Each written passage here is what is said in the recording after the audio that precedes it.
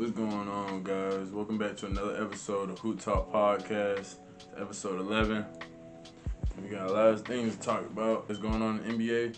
Again, you got Jaylen Brown, you got Cooper Flagg, you got Team USA buzzing. You got the WNBA with Reese, Catlin Clark, and we're gonna start off with them two.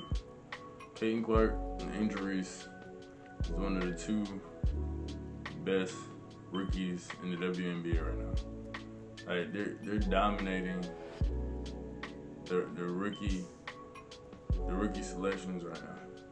Like the selections of who's gonna be rookie of the year, the selections of just them being relevant in everything. Like people questioning on that Catlin Clark should have been on the Olympic team, that Reese should have been probably on the Olympic team, and they just going back and forth with who's going to get Rookie of the Year. And I feel like they should go to whoever team is winning the most. They both doing great. They're both playing good basketball. You got Reese like averaging a double-double, but like it's kind of hard to like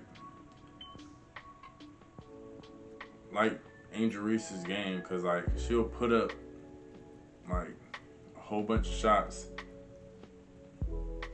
and her percentage is not even that good, but of course she'll get like over 10 points, but she'll just seem like she'll just throw it up there just to grab at least 10 rebounds or more, and I feel like that's not efficient.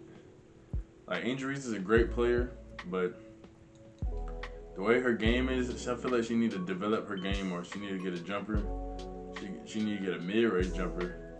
She needs to get a post-move jumper. Like her jumper needs to get way better, because her just being out there throwing her body, throwing stuff up, trying to catch. Like, yeah, she's tall. She's a big body down there, but she's eventually going to have to develop her game, especially on this next level. Like right now, of course, she's doing good, but people are going to adjust. People are going to figure out. And every year, she can't just go in like that. So, like, moving forward for her, I feel like she just needs to get that jumper right and be able to, like, be a threat on different aspects on the floor. Catlin Clark, she was getting a lot of backlash. She's getting thrown around a lot in the beginning, but right now she's doing a lot better. She's starting to get adjusted, and I feel like she should be Rookie of the Year. Like she's doing fantastic. Like she's doing great. Her numbers look great, but of course she's gonna have to get adjusted. She gotta get in the gym too. I know they females, but they gotta get in the gym, cause like you can't be getting pushed around, especially on this next level, especially like in the WNBA or the NBA. But yeah, them two, if they get adjusted, get bigger, you know, Reese, getting her jumper right, and Catlin Clark getting a little bigger, they're gonna be good in the WNBA. Cooper Flagg is a scary prospect, man. This man Cooper Flagg, he was on the select team, and he was killing Team USA. Team USA only won by 1 point.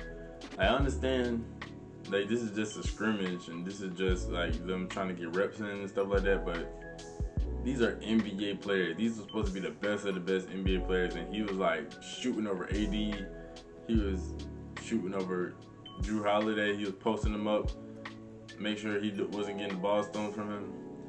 He was getting back on a missed shot. This man Cooper Flagg is definitely going to be the number 1 draft pick after this year, because he hasn't went to his college year yet, and he's going to Duke, so he's definitely going to be a one and done.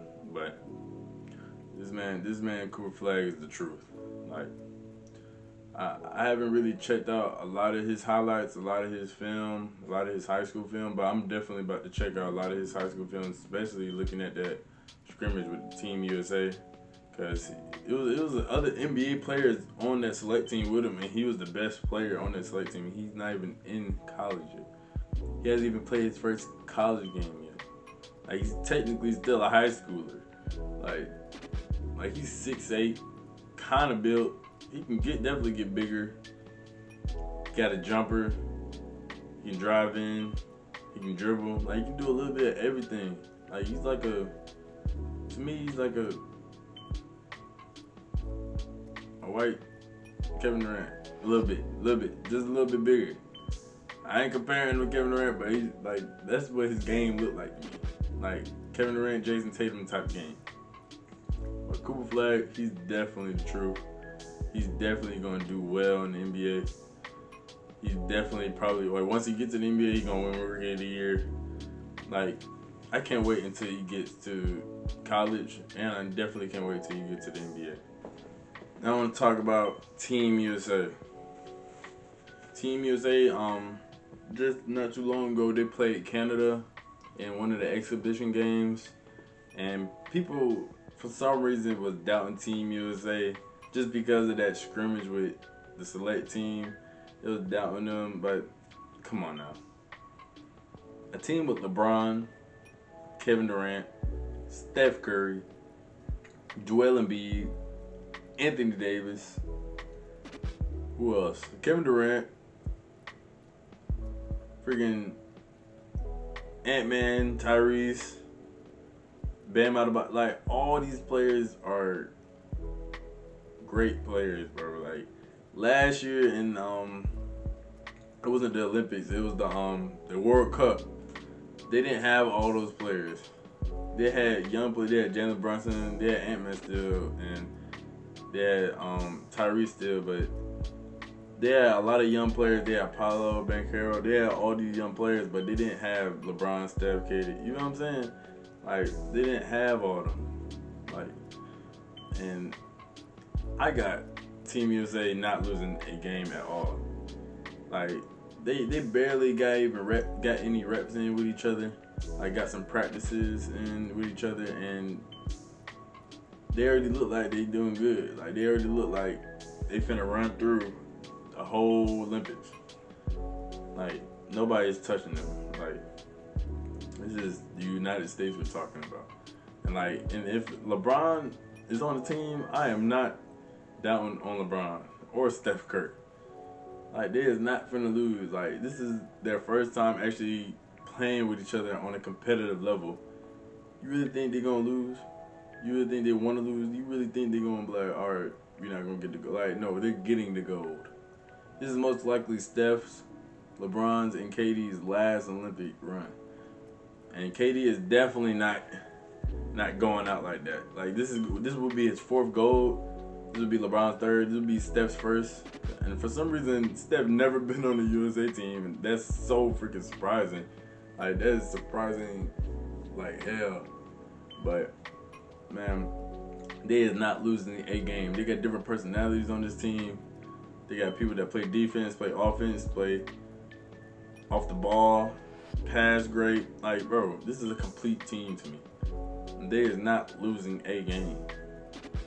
Like, they're three bigs. It's Joel, Anthony Davis, and Bam Adebayo. Like, bro, what? They're not losing at all. They had Bam and AD on the floor at the same time, bro. Like, bro, they is not losing a game at all, man. I don't care what nobody says. They're taking it all the way, and they're definitely getting that gold. Now, I want to go back to the Olympics with Jaylen Brown not being Kawhi Leonard's replacement. It was Derek White being Kawhi Leonard's replacement, and I feel like USA is wrong for that. Because, like, why are you replacing a wing with a guard? I have nothing against Derek White. Derek White is a fantastic role player. He plays defense. He plays offense. He's great for the Celtics, but Kawhi Leonard is a forward. Like, wouldn't it make sense if you replace a forward with another forward? Like, they should have replaced him with Jaylen Brown, that obviously showed that he loves playing for his country, and clearly said it. And didn't he do it back in 2020? Then you got Jimmy Butler, Paul George, you can hit up. Who else? Who else is a wing player out there? You got DeMar DeRozan. Who else? Zion. Could have called Zion. Brandon Ingram played on the USA team on the World Cup. You got all these other wing players that you could have called up, but you called up Derek White. Like, what? If I was Jaylen Brown, I would feel some type of way too. For me spilling out saying playing for your country means this much to me, and then you don't call me up and be like, come join us, come be Kawhi Leonard's replacement. Like, it's worse enough they didn't even call him in the first place. I would never call Kawhi. If I was Team USA, I would never call Kawhi because of this reason. I knew he wasn't going to be playing. Like, I knew it was because of an injury risk. Like, I knew it. He just wanted to show his face. It seemed like he was dedicated for his country. Like, no, bro. No. Like, I would have called up Jaylen Brown. I would have knew he was dedicated. Like, come on now. Like, and then that's like, what? What is Derek White gonna do? He's not gonna get in the game because you got Steph, you got Tyrese, you got Drew Holiday in front of you. What is Derek White gonna get in the game for? For what? They need a wing. KD is out temporarily, so the only wings they got is Jason Tatum and Anthony Edwards for real. They can play wing. But other than that, like, they need another wing. Like, why would you replace a wing with a guard? That wouldn't even make sense. That don't even make sense at all. That makes no sense. But that doesn't change the fact that Team USA is about to run through the Olympics. It doesn't change the fact that Team USA is the best Olympic team in basketball. So, but still, them not picking Jaylen Brown to come replace Kawhi Leonard is wild to me. But that's it for this episode, guys. Make sure you subscribe, comment, like all the other past videos. Go ahead and do that on this video. And I'll see you on the next episode. Peace.